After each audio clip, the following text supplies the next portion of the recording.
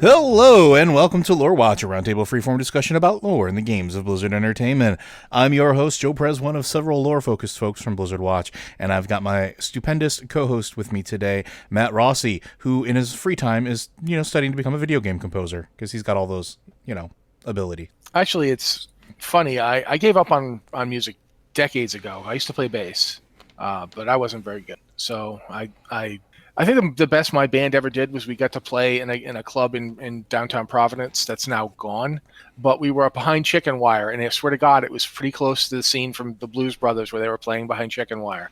That's kind of how it went. But I was 15, and this was a bar that sold alcohol, so I wasn't supposed to be in there at all.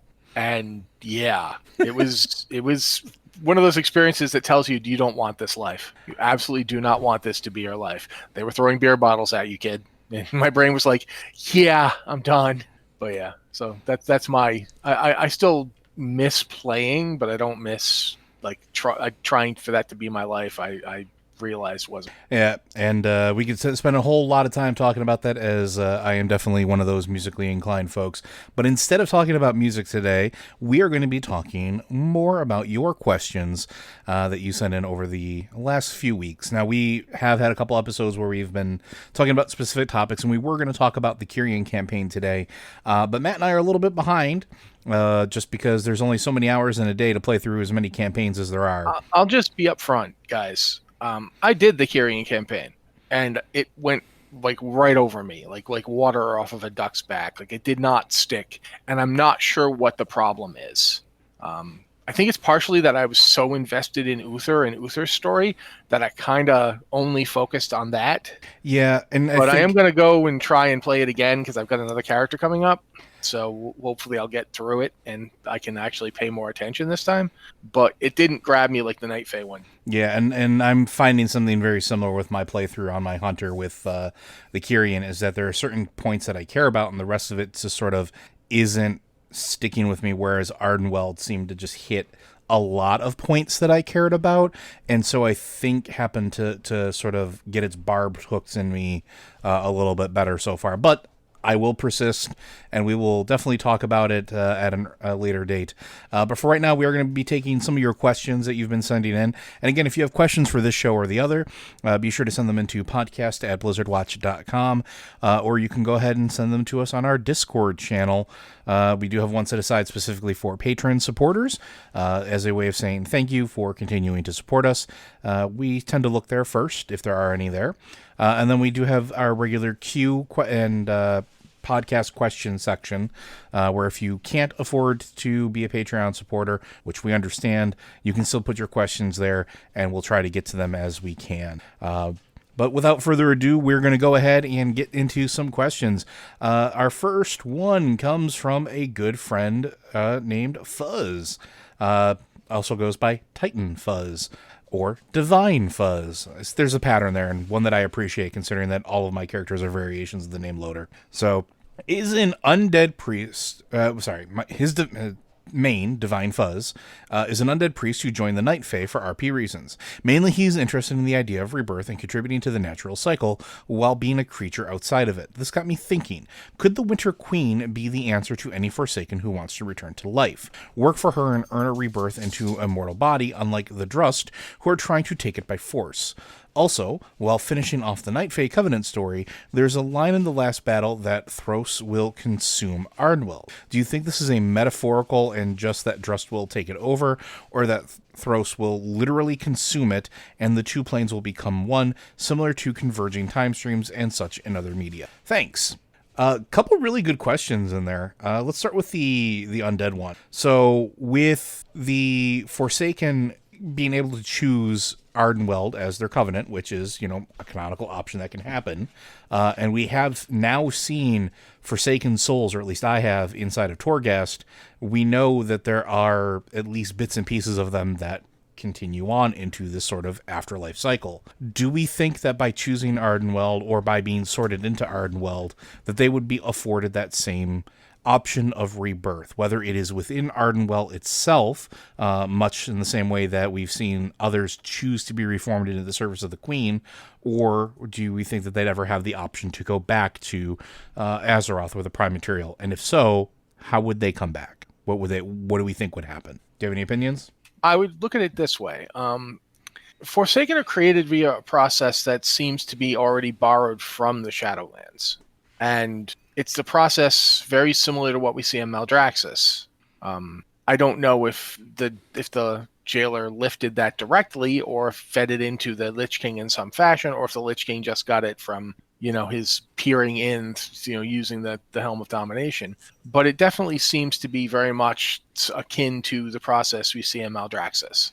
I don't think, as far as I can tell, nobody gets reborn in the Shadowlands except beings of significant power, and it requires a heavy investment of anima to do it. When you're doing the Queen's Conservatory, you're dumping a lot of anima into those specific beings that are being raised, and they're, generally speaking, like lesser deity type beings. Like there's a dragon type being, like it looks like the Jade Serpent, that gets sent back at one point. I remember doing that one. So I don't know. I mean, it feels like the apparatus is there because it is what the denizens of Thoros were seeking to seize. And some of them seem to have gone through. Like when I was doing that quest, it looked to me like some of them went through the portal.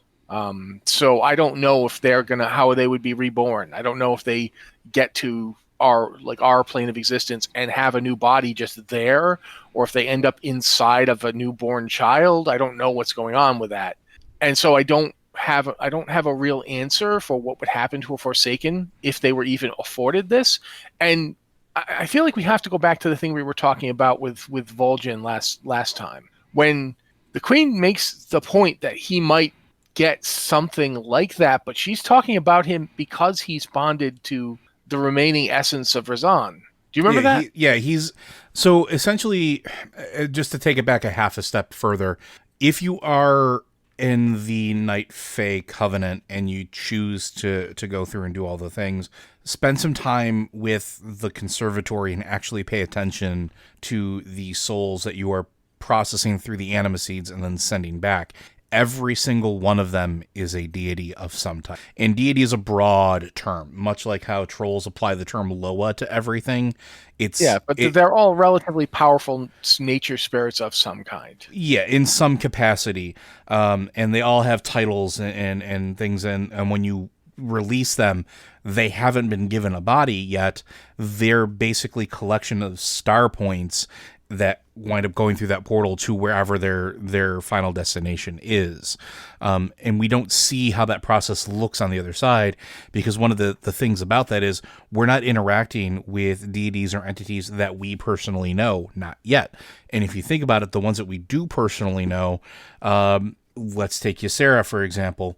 Ysera chose to, like, when we went through that whole process, she was reborn and tied to Ardenweld itself. She is now part of that process internally. She didn't get a new body and go to Azeroth again. She got her body back and is now blue-eyed instead of green-eyed, and is now part of the court of the Night Fae. Now, when you look at some of the others, they have chosen to stay and choose new forms, whether it's becoming one of the Sylvan or whether it's becoming one of the spirits like Chufa. Yeah, but here's the thing, though. I that's all true, and it is something that I'm thinking about when thinking about this.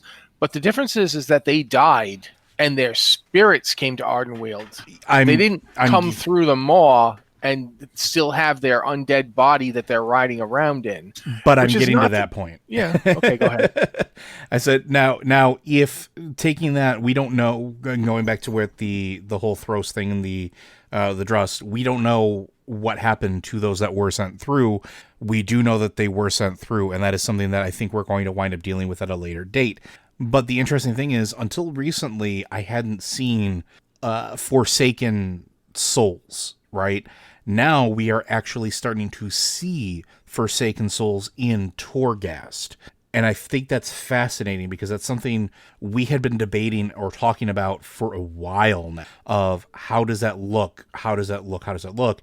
Because the spirits that were taken out of them all, the spirits that were taken out of Torghast still have a form that loosely resembles how they were in life, but they are dead and they go through that process. Now, Forsaken sort of occupy this weird in between where maybe if they die, like die, their bodies are, completely destroyed. They're no longer tied to Azeroth, and they're, whatever is left of their souls or their new person moves to the Shadowlands. Maybe they can go through this process. But I don't think it's going to be a rebirth process to Azeroth itself, because I don't think that they are sufficiently powerful spirits.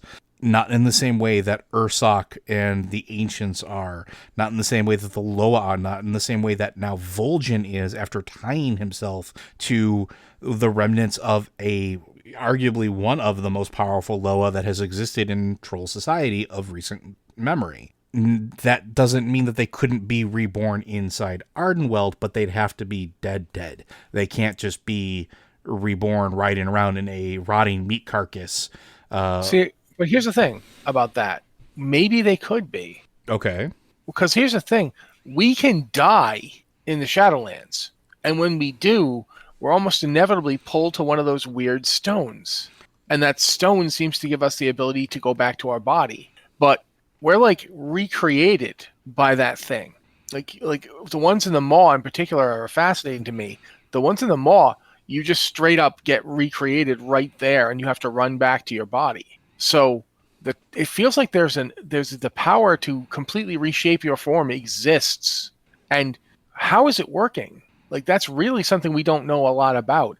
Ardenweald seems to have the ability to channel anima back into the world. Because we take all that anima and we use it to re-empower these spirits and send them back. And they're basically taking the anima with them back into our world, right? Does that make sense? No, it makes sense. So what if you use that anima on an undead right there, like in Ardenweald? Could you just regrow their body? So that is, well, and that's something I'm not saying it could happen. I'm saying, could it happen? It's a question. See, but it's something I've been thinking about for a long time, because you're talking about seeing Forsaken souls in Torghast. Why aren't they just the souls that they had before they were Forsaken? Why do they look like Forsaken? Yeah. So, and here's the two questions. Like, let me go, and then you can say Sure. what you're thinking. One possibility is that the spirit adapts to its home. Like, the body has been turned into an undead aberration, and it's similar to like in Maldraxxus, where somebody like Amber Kiernan gets there and becomes a spider monster, whereas other people turn into these big things. And some of them, like Draka and Alexandros Mograine, are so attached to who they used to be that they don't seem to change at all. And then you've got ones like Vash, who more or less looks like herself, but she is changed.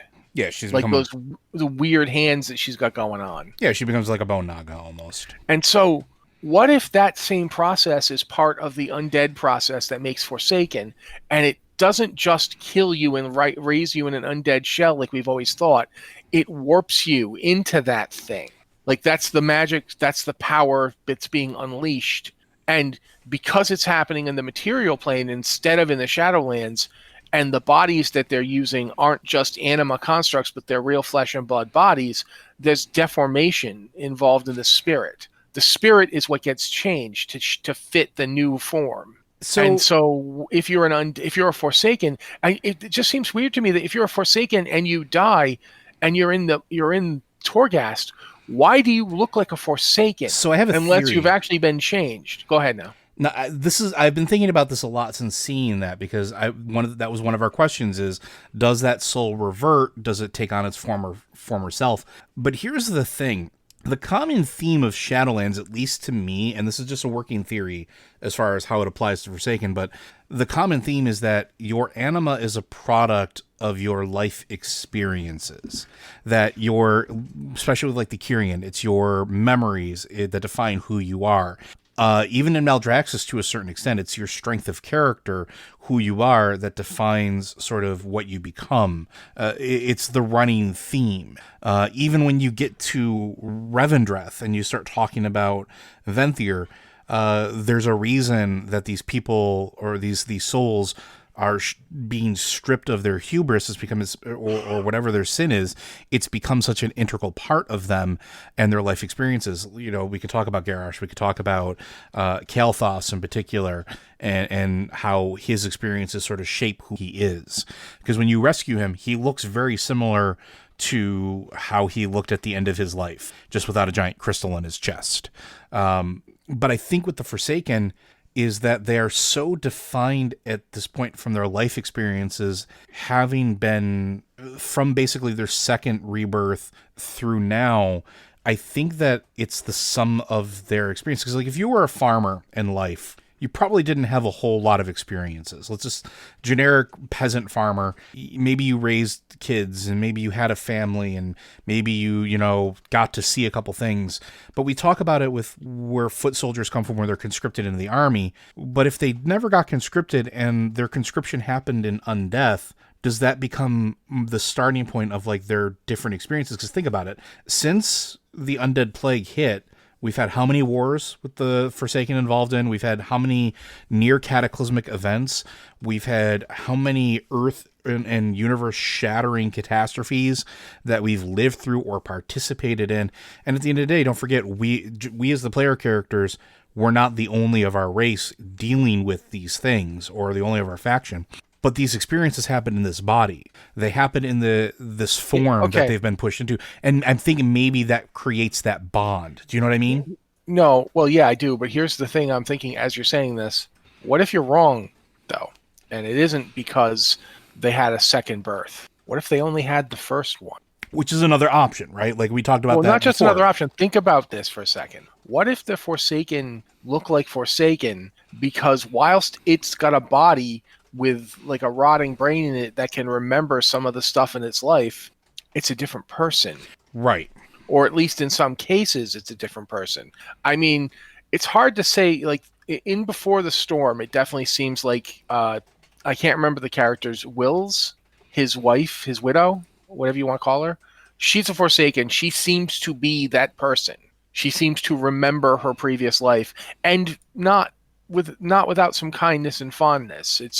She's got like not just the memories. It seems like she actually has the emotions of her previous life. But there's plenty of others who barely remember anything about their life. I mean, there's an old quest going back to like old days of Classic where there's a Forsaken who wants you to take this necklace off of her grave in Silverpine and take it somewhere because she just hates it and hates her father and hates everything about her previous life, which she remembers, but has absolutely no connection to. Do you remember this quest?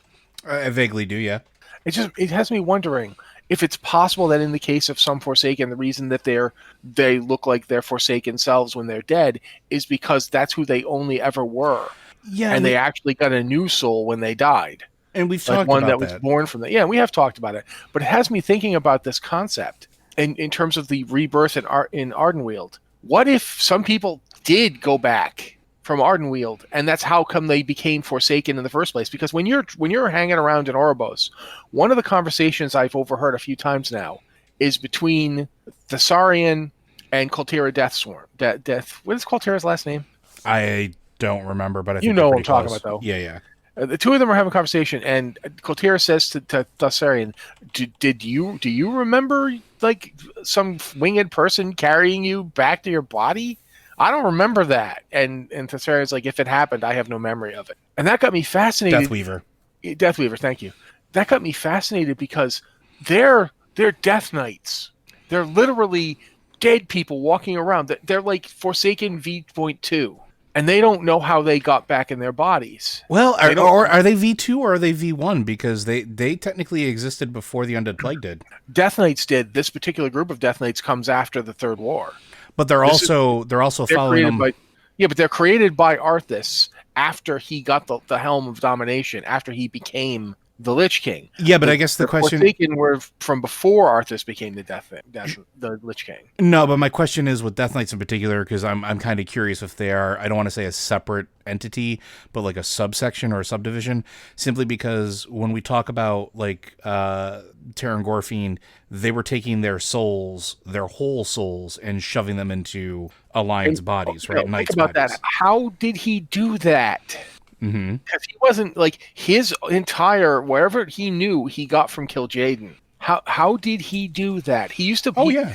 He put their souls in jeweled truncheons, and then the other thing is he didn't just put their souls in the bodies. He put the souls in the truncheons. Yeah.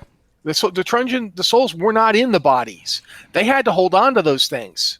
Like the Death Knight that was Terran Gorfiend was not the Death Knight of Terran Gorfiend that we met later. So basically, maybe those were Death Knights 1.0 or Undead 1.0. Scourge became Undead 2.0. Death Knights from Arthas after he got the helm are kind of like the 3.0 revision. And maybe we're a little bit past that now because it's still. They can still date back to the Scourge. They're still that same process. Mm-hmm. There's nothing that we know of that makes them any different than Scourge other than being freed from the Lich King's control. And so we know there were free-willed undead even in the Scourge. And that makes me wonder, like, if there's a difference between the undead that were free-willed before and the free will that came to the undead after. And if the Lich King losing control of them could allow them to reassert themselves to the point where they're new living beings or the same living beings as before, what was going on there? Did they come straight back out of the maw? So, Like, well, there's a lot to this that we don't understand. There's I another. do think that it's theoretically possible, though. Just to get back to the question we were actually asked, I think it is theoretically possible that the undead could return to Azeroth as like be freed of their undead bodies, return to Azeroth through Ardenweald, and become reborn. Or if that weren't possible, the Drust wouldn't be trying so hard to do it. Yeah, and that's The question becomes, what is the cost of this? Because look at how much anima it takes for one of the wild gods or August Celestials, ancient, what do you want to call them? Look how much anima it takes for them to get back out.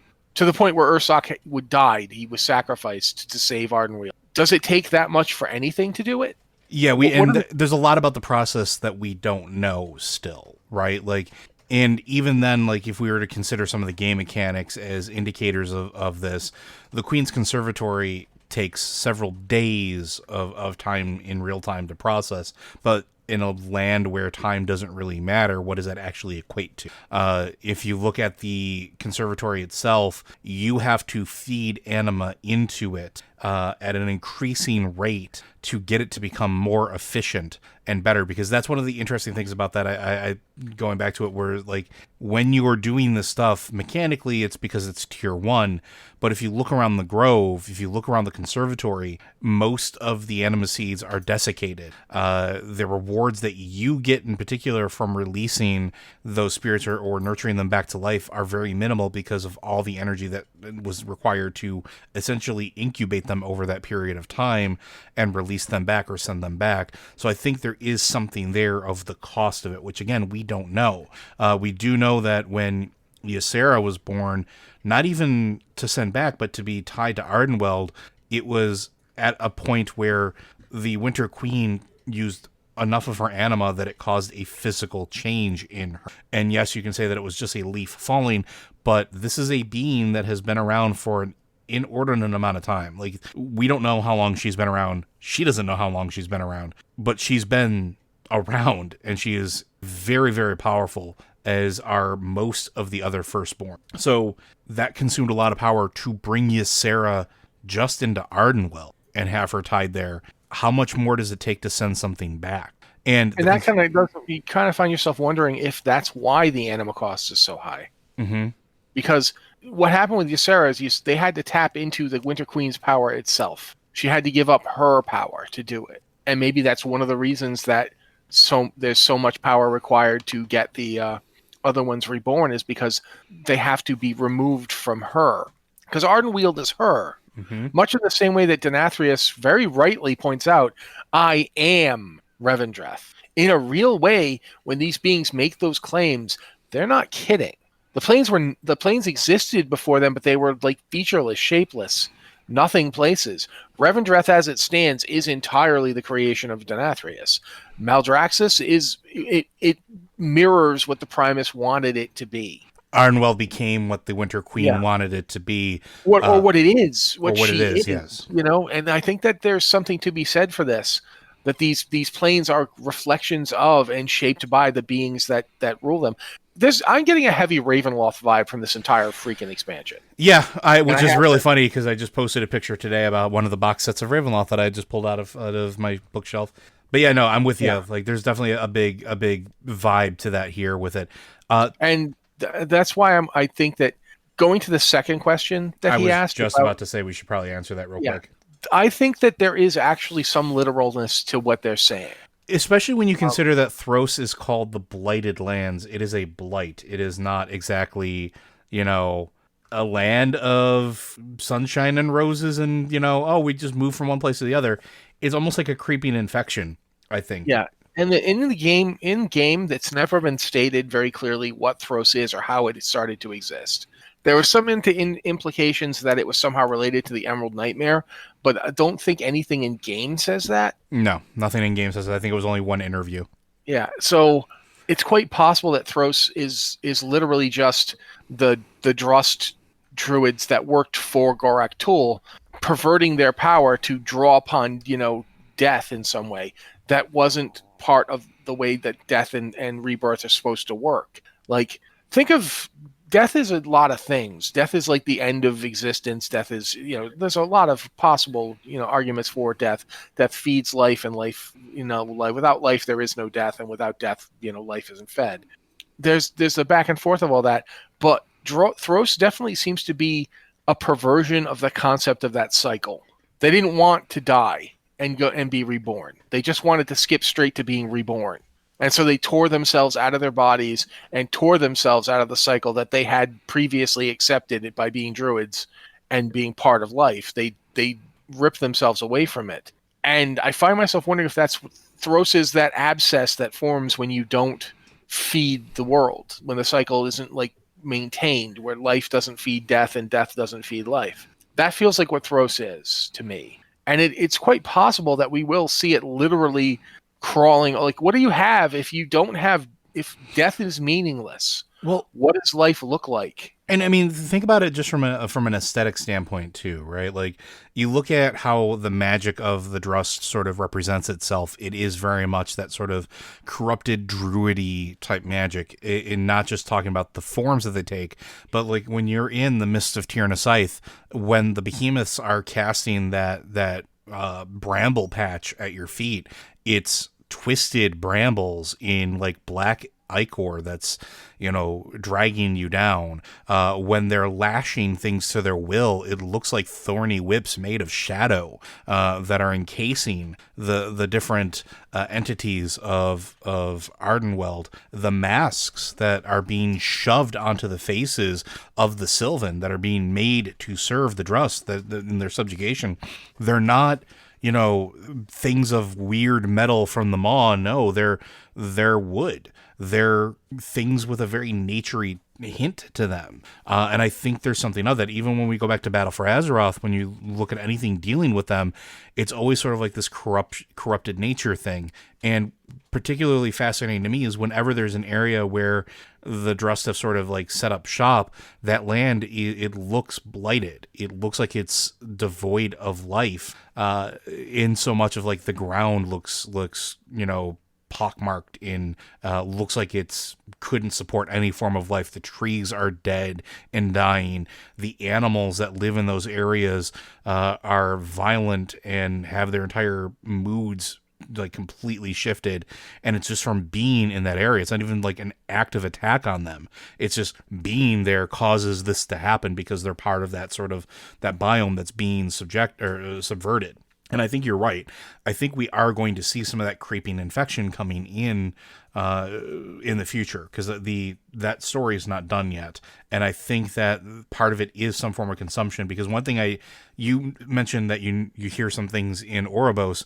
moving around during a lot of the Drust campaign stuff when you're dealing with it. Some of the NPCs, they basically say like, we will consume you like we have other worlds. Really? They've done other planes of existence. That would not surprise me. And And it me, also seems like this isn't the first time they've attacked Ardenweald either. no, it seems like this is something that is unknown And quantity. the way they're attacking Ardenweald, however, this time, if you look at what they are doing, like if you do the campaign, one of the things it points out is the way they're attacking is by using Ardenweald itself as the vector. It's very metaphorically disease oriented. It's, your own friends turn against you because they have those masks on, and now they're not your friends anymore. And there's this like, I think it's got some some inappropriate things if you look at the real world where masks are actually very helpful against disease. But there's still that interesting concept of the infection spreads and the people you trusted can't be trusted anymore. Even in the end, when we kill Arelon, he's turned against us by them. The Drust turn him as a weapon. They make him a weapon against Arden. And Arelon would never turn against Ardenweald. But so they can do this to you no matter how strong-willed you are, no matter how dedicated you are. It's a really fascinating issue. Like that's definitely not something that's going away. And it's definitely not. It is a metaphor, but it's a metaphor made manifest. It's the objective correlative of the entire experience. That's how Thros is going to try and devour Ardenweald, by making everybody in Ardenweald their pawns. That they'll be like effectively slaves, and a kind of slavery that's worse than death itself, because it's your mind that's gone. It's really fascinating. I definitely think we're going to see more of this. Yeah, I would be very, very surprised if we do not. But thank you very much, Fuzz, for that question. Or questions. Hopefully, that took like a solid 25 minutes to answer. Hopefully you got some good mileage out of that, like we did. Our next question is a little bit shorter, but it's an oldie. We're going back to an older thing. Greetings, lore aficionados. I remember way back when, in I believe Tirisfal Glades, there was a ring of fairy dragons that would circle one spot in periodic hours. Do we know the reason for this? And this is from Bill. This is the one in Tirisfal? Yeah, so back in Tirisfal, way back when, and you remember the event, and for those of you that don't know, this has been in the game since vanilla. I want to say it was like patch 112 or something like that, but you could find this section in Tirisfal where there was a ring of flowers, and fairy dragons would periodically come and do like a little ceremony dance type thing and then disappear. And it was one of those great WoW mysteries that never got answered. Sort of like the creepy kids that ran through. But we never got an answer for what that is.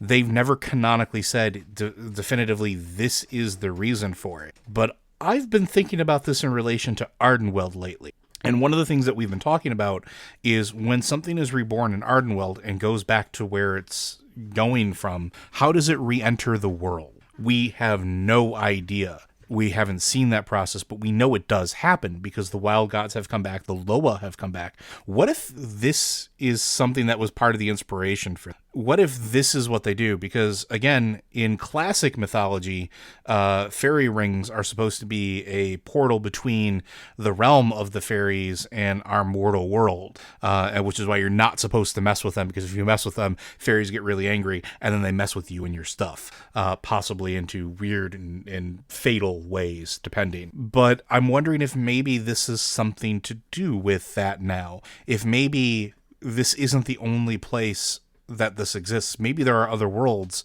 where we know that there's sort of this tie to nature that exists, that these fairy rings are being opened periodically by these creatures that are tied to, the Feylands. In this case, the Shadowlands and Ardenweald in particular, that they get the memo that something's coming through and they open up the portal long enough for something to come through and then disappear. So again, completely speculative because they've never said anything one way or another, but I've been wondering if maybe these two events sort of tie together neat. What do you think? Well, I will point out that there's actually something very close to that ring. If you have done the Arms Warrior or Holy Paladin or Shadow Priest legendary weapon quests in Legion, you go to that area and you find there's a lake not too far from it. And in that lake is the Tomb of Tyr. And in the Tomb of Tyr is an old god minion, Chithraxi, named Zakajaz. And Zakajaz isn't dead. Although it is dead. It's been killed. It's got a big sword jammed through its head and everything. But like all old god creatures, being dead is an inconvenience to it. They don't stay dead. They can't be kept dead. So as long as the sword was in its head, it wasn't able to get up. It wasn't able to move, but it was still influencing the area around it. And I think that's always interested me because we were talking about the Emerald Nightmare before, how about Thros has at one point been said to be related to that. And we know that the old gods, like one of the old gods' servants, one of the old gods called himself the old god of death. Mm-hmm. And that old god was Yogg-Saron, who is the one that sent Zakajaz and the other one whose name I'm forgetting, but he's very important. He fought the trolls for years. Those two were sent by him. He's their master. Mm-hmm. So that attempt to usurp death is something the old gods are very much doing. And their minions kind of like laugh at death and taunt death and invade the realm of death from time to time. They've invaded Bastion. So I think that might be related to why there's a fairy circle there. And it might be along the lines of just simply there's a fairy circle there because like the proper maintenance of life and death would lead to one outcome, and the presence of the minion of the old god is corrupting that outcome. But that's all I've got. I just think it's a fascinating series of connections. I don't know how it all adds up. Yep. And we might never know. Although, maybe one day we'll get something concrete. I am, however, flying my Horde character over there as we're recording this, so I'm going to take a look at the area while we're talking about it. Yeah. It's fascinating, though, because, like, yes, I understand that the corruption is there, but it's also weird that that's the only one that exists of that right now, when there's other places I kind of would have expected maybe to see something similar. So, again, we don't know. We may never know, but hey, maybe sometime in the future we'll get a little something extra about it. This is me subtly saying give it to us. It should be pointed out, too, that fairy ring was there well before Legion. Yeah.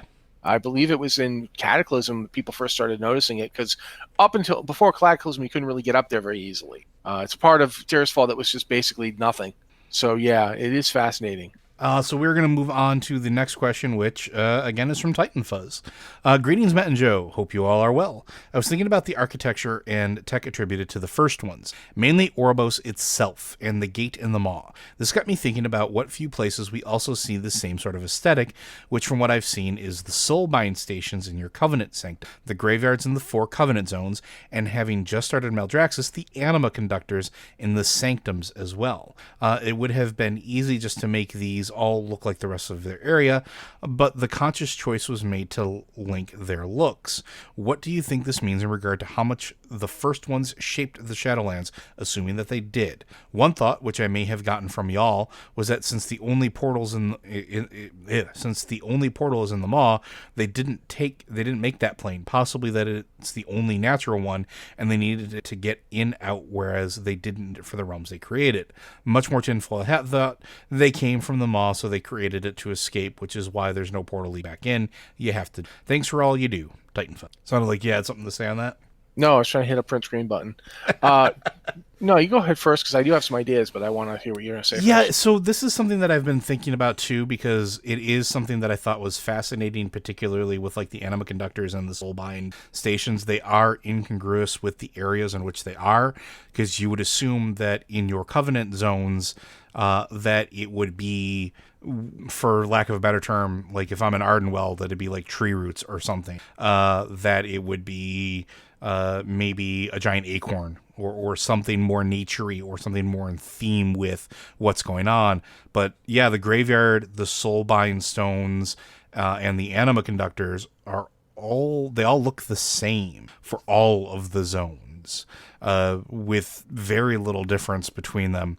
The only one that I think it looks not out of place, I think, is Bastion, really. But everywhere else, it sticks out like a sore thumb. And I was wondering why that is a thing. And I think it does have to do with maybe not what the first ones were ordering, but maybe how everything started working after Oribos was created. Because it is very, very similar to the Oribos architecture when you start going through and looking at them, and then you look at Oribos, it's very similar. It has the same sort of patterns, the same clean lines, same type of runic inscription. Even more so than I think the gate. The gate is a little variation on that. But I have a feeling that whenever Oribos was created, those items were created as well. And I don't know necessarily what the timing is of that, or if that has anything to do with the first ones, or if that's something that they maybe repurposed. Because the other thought that I had is, what if Oribos was created from whatever was in, the Shadowlands in general? What if it was taking bits and pieces of those lands and cramming them together into this architecture to tie everything together? What if it is the rug that literally ties the room of the Shadowlands together? But I don't know. It's a fascinating question, because they do stick out like a sore thumb. What do you think? Not an opinion. Let's go. Oh, come on. Honestly, I mean, some of the stuff that was in this question is already reiterating stuff we've talked about previously. So I'm not, like, the whole idea of the maw possibly being the original place that the Shadowlands had. The fact that the in-between exists and has things living in it, though, that's something to me that I think needs to be thought about. We go to the in-between just as a jaunt between other places in the Shadowlands. But there's actual beings living there. Mm-hmm. The Devourers come from there, and they eat. There's things that live there, and they eat anima. Like, that's what they devour. That's what they consume. That, to me, says that there's. We keep treating the Devourers like they're outside forces, like they're aliens. What if they're the things that lived here in the first place, and everything else is an invader? What if there's not supposed to be like a cycle? What if they're the Langoliers of the area where they just consume? That's no, what they always but I mean, seriously, what if this is what the Devourers are supposed to get the anima? It's supposed to be theirs. It's the entire realm is supposed to be the in between, and we don't know where the brokers actually come from, Mm-hmm. and the brokers seem to have absolutely no trouble trapping the Devourers, and just because they send you to catch one using their power. They have a magic that allows you to capture a Devourer and take it back to the arena. It reminds me a bit, to go back to a game that I love, Mass Effect. Do you remember those things inside the Citadel that work on it and repair it and maintain it? Yeah. And for centuries, nobody knew who they were or what they were. And then finally it turns out, oh yeah, they were created all those eons ago by the Reapers. They're part of the technology of the Citadel, so that when the Reapers want to recontrol the place, they'll just send a signal and those guys will just turn everything on.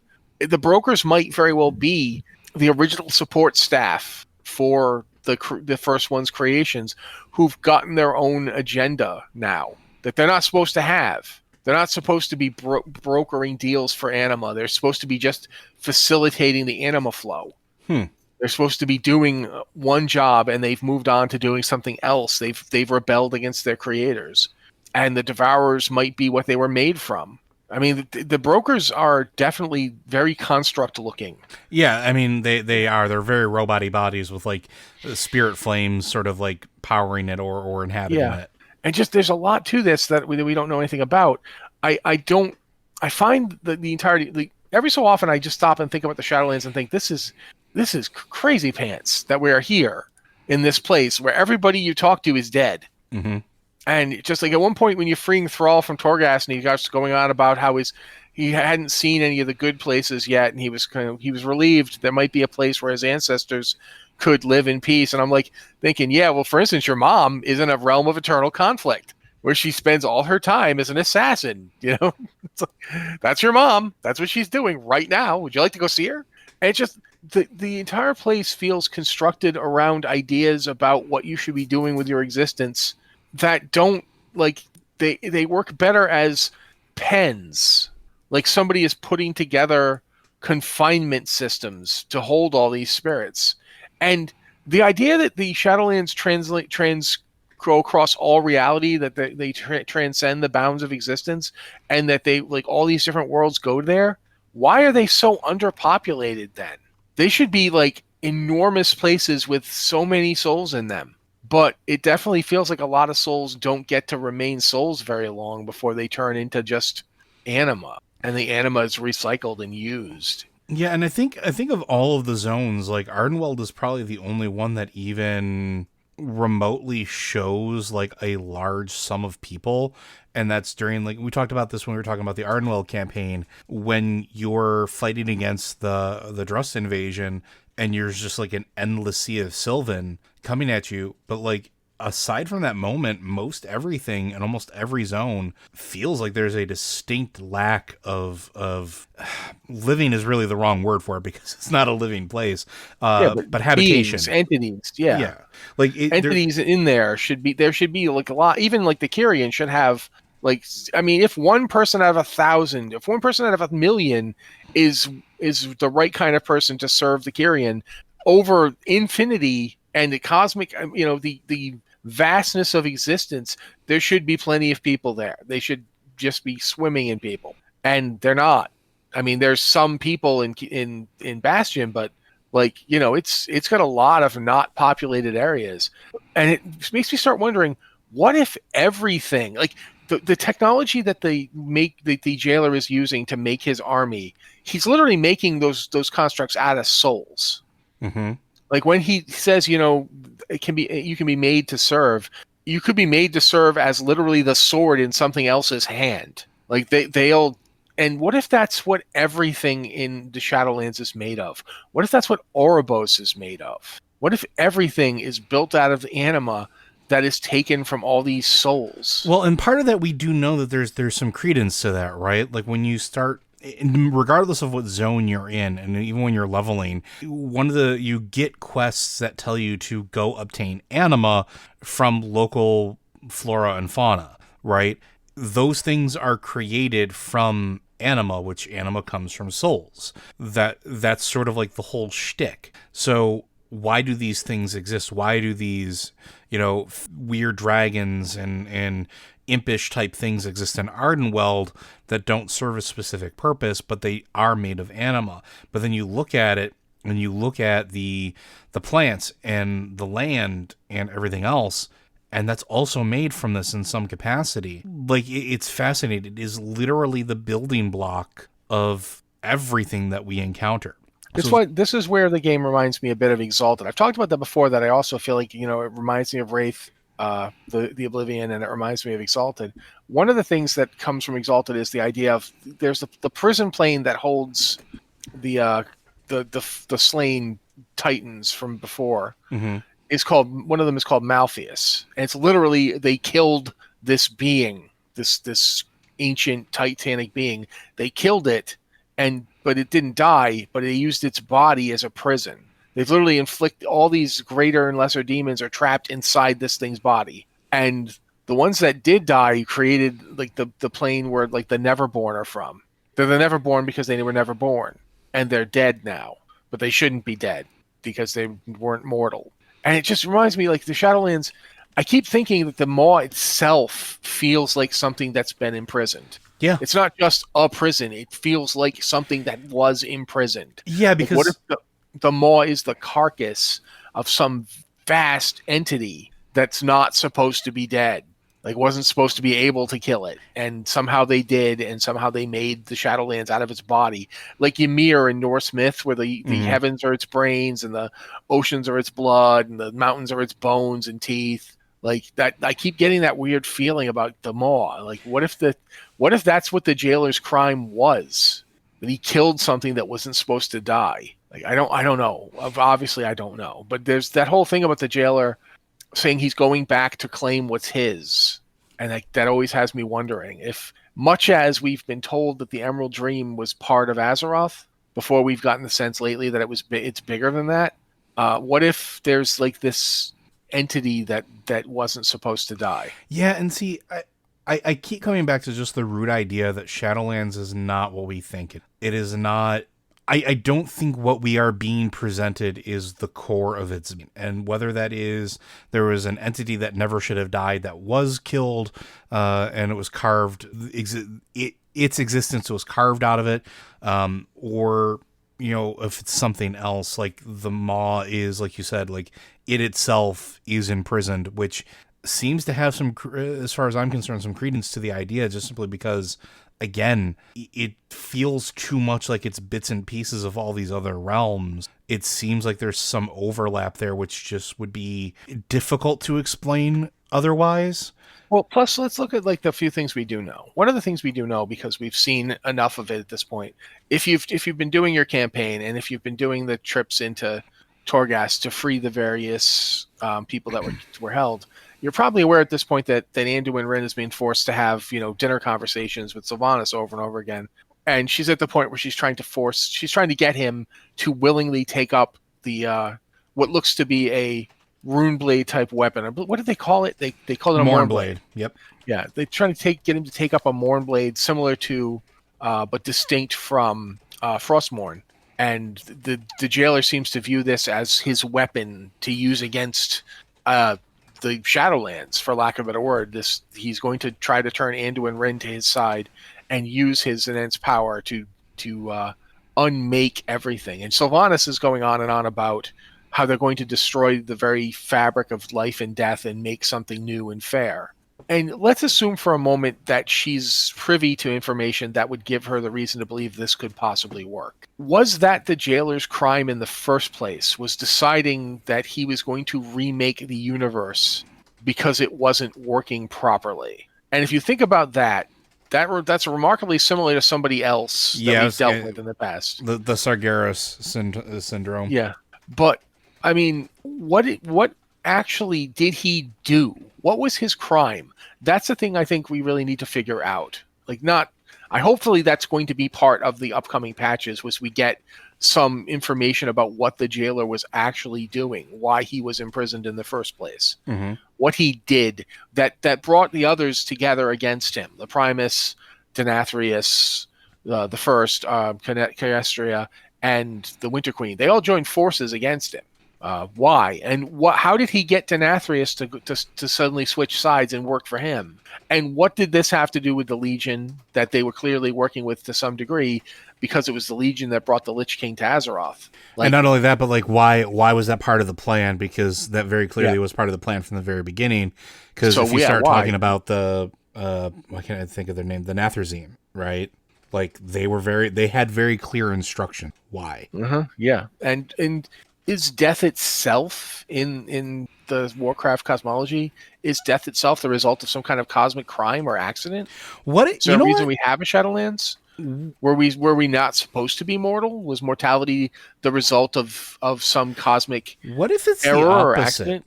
What if it's the opposite of that? What if we were all supposed to be immortal? But if you think about it, going back to things like Illidan says with having an immortal soul and all these entities that are very clearly immortal now, mortality has been broken for a very long time. And even technically when we die now and you go to the Shadowlands and you get, parsed off to one of those worlds, you're not really dead. You're still living a life. You're still serving in some capacity, almost regardless of where you go. I'm not saying that it's, Revendreth is a weird in between, but almost everywhere you go, if you choose to stay there and not be consumed, which why wouldn't you choose that?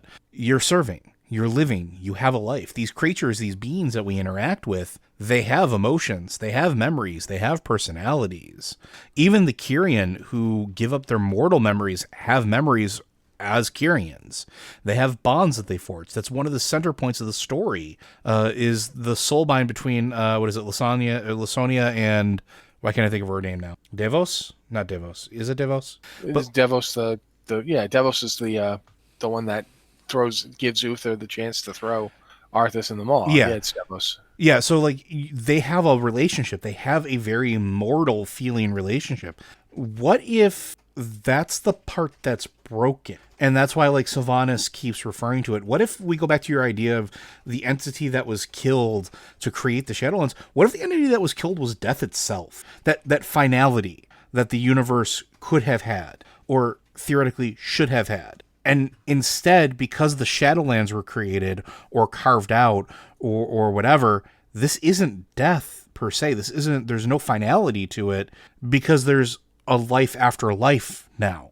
It's an entirely different existence, but it is still an existence. What if that's what's going on, is death is the bones of death is what the Shadowlands is built on. The entity that would have, been there to sort of quote unquote reap the universe when it was its time. And that's why there's so many immortal things, because there's way more immortal things now than there are mortals as far as I'm concerned, just looking at the way the game world works. Too many things just don't die. And maybe that's the part that's broken. There is no release, there is no peace, there is no endpoint anymore. And like going back to like what Sylvanas says, even in death we serve. Well, it's not just undeath, it's not just being part of the scourge anymore. There's a truth to that just by dying and going to the Shadowlands.